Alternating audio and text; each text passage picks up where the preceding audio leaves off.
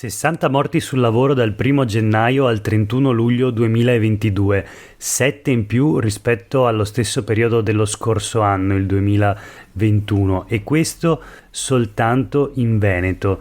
Sono i numeri che fanno della nostra regione un territorio in controtendenza con il trend nazionale e inseriscono il Veneto tra le regioni maglia nera per infortuni mortali sul lavoro. Questo è Sveglia Veneto, il primo podcast dedicato all'informazione vista da Nord-Est. Oggi è mercoledì 7 settembre 2022. La prima notizia del giorno riguarda gli infortuni mortali nei luoghi di lavoro della nostra regione. Ieri l'ultima vittima, Mariano Barban di Montecchio Maggiore, gestore di un centro ippico, ha toccato la linea elettrica con una pertica presa per rimuovere un nido di insetti dopo che era salito su un silo ed è morto folgorato.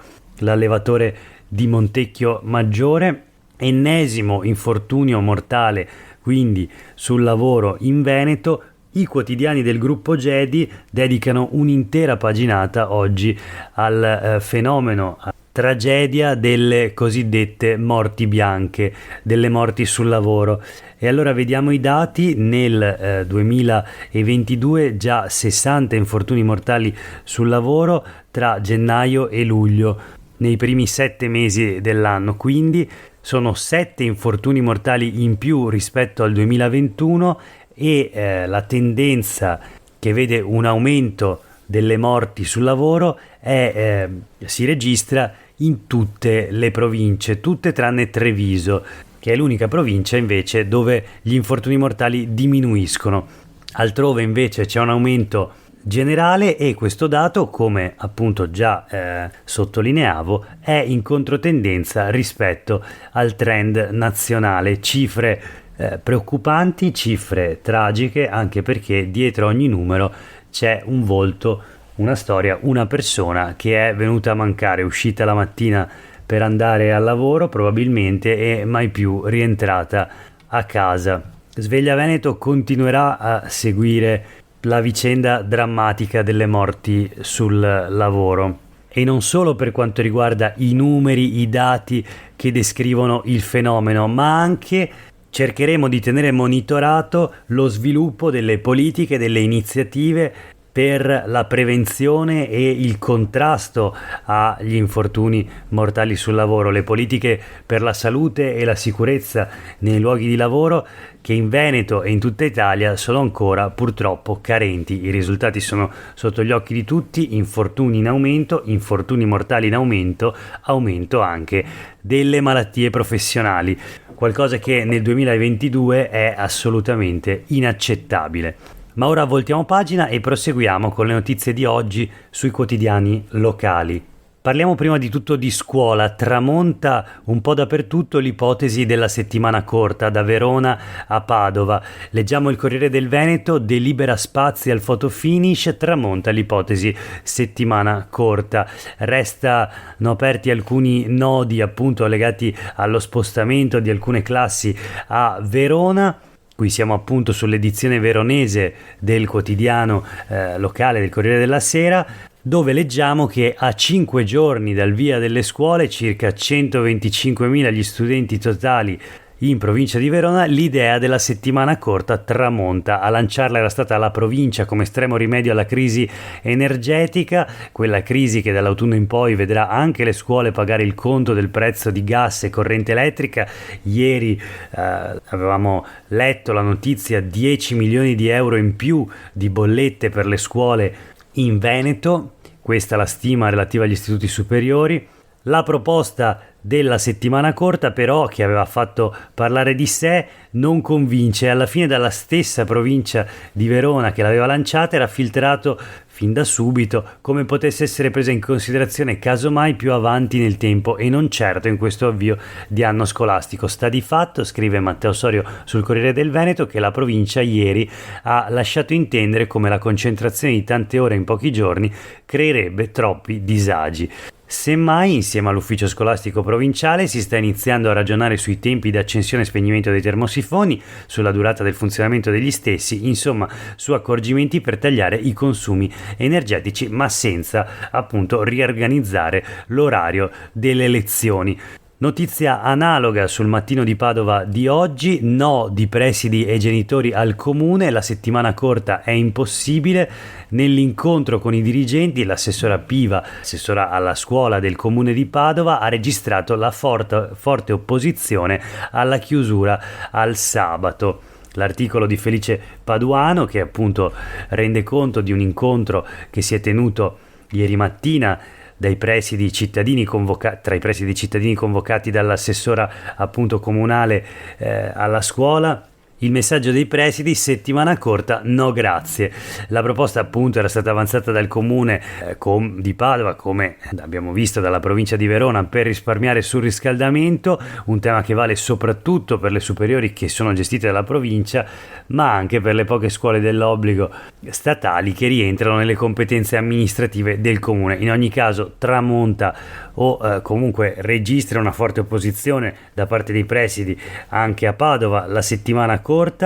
Altre le questioni e i temi per ridurre il consumo energetico e quindi risparmiare sulle bollette, ma è probabile che senza un decreto del governo le scuole continueranno a svolgere le loro lezioni come hanno sempre fatto, e quindi dove era previsto anche con il sabato a scuola.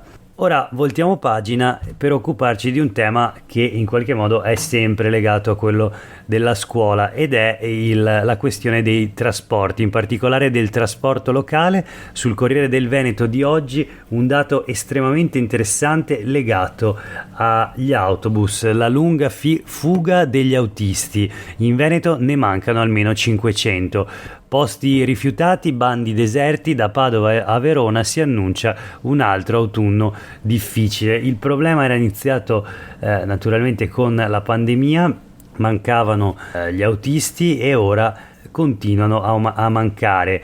Il trasporto pubblico locale attraversa un periodo di difficoltà in tutta Italia, leggiamo sul Corriere del Veneto. Il Veneto non fa eccezione. Secondo i sindacati servirebbero almeno 500 conducenti in regione per sopperire alle carenze accumulate negli anni. E c'è un altro aspetto preoccupante: sono sempre meno le persone disposte a lavorare come autisti nel servizio di trasporto pubblico, un mestiere ambito in passato e che oggi invece è ignorato, al punto che alcuni bandi delle aziende vanno quasi deserti. La paga media è di 1.200 euro a fronte di grandi responsabilità, ricordano i sindacati.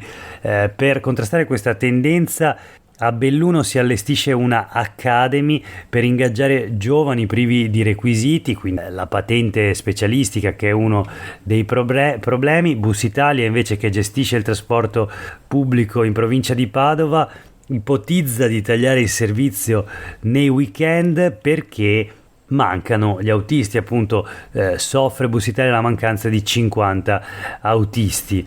Alla fuga dei lavoratori poi si aggiunge il problema del caro energia, con l'aumento dei costi del metano che alimenta la maggior parte dei mezzi. Sono 6.000 gli occupati del settore del trasporto pubblico locale in Veneto. Secondo i sindacati però appunto ne servirebbero almeno altri 500 per colmare la carenza di personale. Insomma, dalla sanità al trasporto pubblico locale, la fuga dei lavoratori.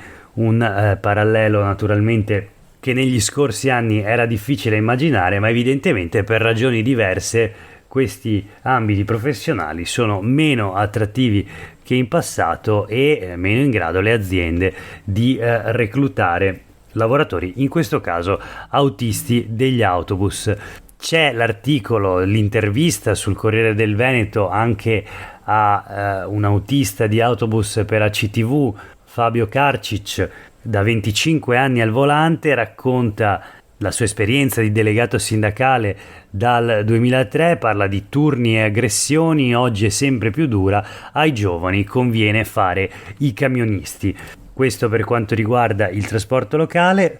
Parliamo adesso invece della politica, in particolare delle elezioni che si avvicinano, e allora sul Mattino di Padova di oggi abbiamo una notizia legata appunto alla propaganda elettorale, una grande fotografia degli spazi elettorali, i famosi tabelloni che sono comparsi in questi giorni nelle città, nei paesi di tutta Italia, e tabelloni che però in questa fotografia sono vuoti. Allora leggiamo il titolo: i tabelloni elettorali restano mezzi vuoti, per montarli sono stati spesi 73.000 euro.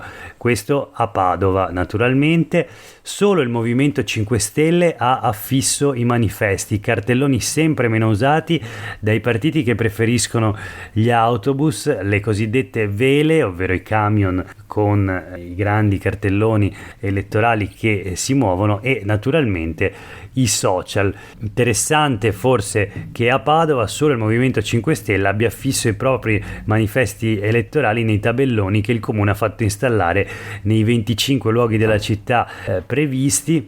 Una modalità di propaganda elettorale sempre più snobbata nell'era dei social e di TikTok, eppure è questo lo strumento che la legge prevede per garantire la parità di accesso a tutte le forze politiche, quelle più ricche e quelle con meno disponibilità. Insomma, è interessante perché mai come in questa tornata elettorale i tabelloni erano rimasti così vuoti, almeno per ora naturalmente. Vediamo poi sul Gazzettino di oggi, sempre in tema di elezioni, meno 18 giorni al voto, il sondaggio dell'Osservatorio Nord-Est curato da Demos. Veneto svolta nel centrodestra, Fratelli d'Italia oltre il 30% che doppia la Lega. Le tendenze di voto a 2 settimane dalle elezioni vedono la coalizione del centrodestra al 54%, ma il carroccio crolla, si rovesciano i rapporti di forza e questo sarà un terremoto. Lo è già in Veneto: Meloni più 26 punti e Salvini meno 18 punti rispetto alle politiche di 4 anni fa. Questo nel Veneto di Luca Zaia. Il sondaggio con tutte le intenzioni di voto, le stime e i dettagli sul Gazzettino di oggi, ma è questo il dato più interessante. Fratelli d'Italia che col 30% raccoglie più del doppio della Lega che si ferma al 14%. C'è una stima anche della possibile affluenza al voto, con un 68% che si dice sicuro di andare a votare, un 20% ancora incerto. E tra chi sa già che andrà a votare il 25 settembre, solo il 62% ha già deciso per chi votare. Questo per quanto riguarda le intenzioni di voto a nord-est, in particolare in Veneto. Chiudiamo con l'ultima notizia di oggi, che è una flash, arriva da Verona ed è la avventura del sindaco Tommasi, Damiano Tommasi, che ieri ha mantenuto fede alla promessa fatta durante la campagna elettorale alle comunali di Verona. In caso di elezione avrebbe scalato in bicicletta lo Stelvio, montagna simbolo degli appassionati di ciclismo. Ieri l'ha fatto e quindi Tommasi sullo Stelvio in bicicletta per onorare la promessa. Questo è il titolo sui quotidiani del gruppo Gedi. 2 ore e 50 minuti di pedalata lungo i 25 chilometri e i 48 tornanti dello Stelvio senza mai fermarsi. Questa la prova del nuovo sindaco di Verona, che è ritratto in molte foto sui quotidiani di oggi con il caschetto e gli occhiali da sole a fianco al cartello del Passo dello Stelvio, cima Coppi, metri 2760. Per oggi è davvero tutto, grazie per aver ascoltato questa puntata di Sveglia Veneto. A tutte e tutti voi una buona giornata.